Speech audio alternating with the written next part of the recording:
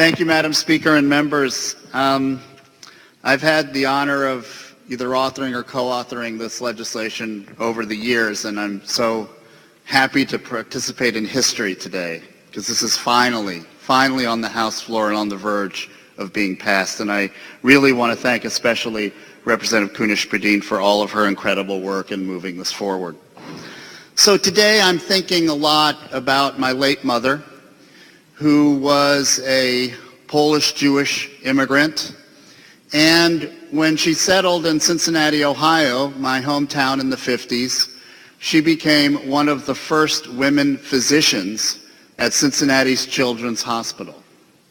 And this morning, my wife and I were talking about her, and my wife remembers my mom telling her stories about how she had to try that much harder to be respected in her incredible work. And I think Representative O'Neill had mentioned this earlier, that so many of these pioneering women like my mom had to endure so much because it was new, it was unusual, it was different.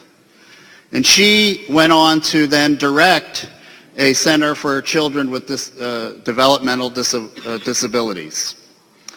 And then I'm thinking so much about my incredible wife, who many of you know oftentimes gives at least once per session an invocation here. And I'm always brimming with pride when she comes.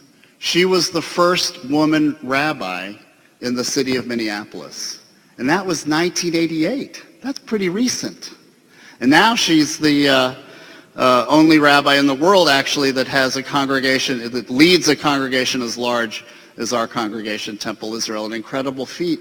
And she tells me stories about how she has to do it just a little differently, just a little harder than men, than her peers, because of who she is.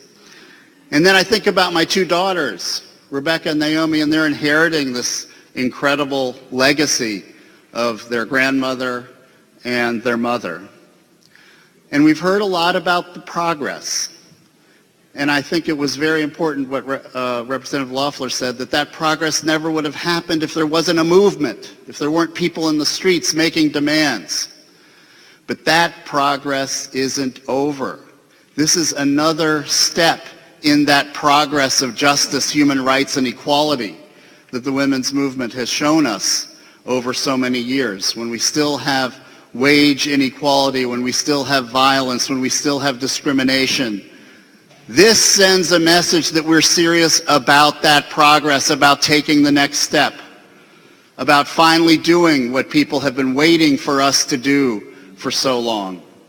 So I'm proudly casting a green vote in memory of my mother, in honor of my wife, and in the future generations that are looking to us for leadership. Thank you so much, Madam Speaker.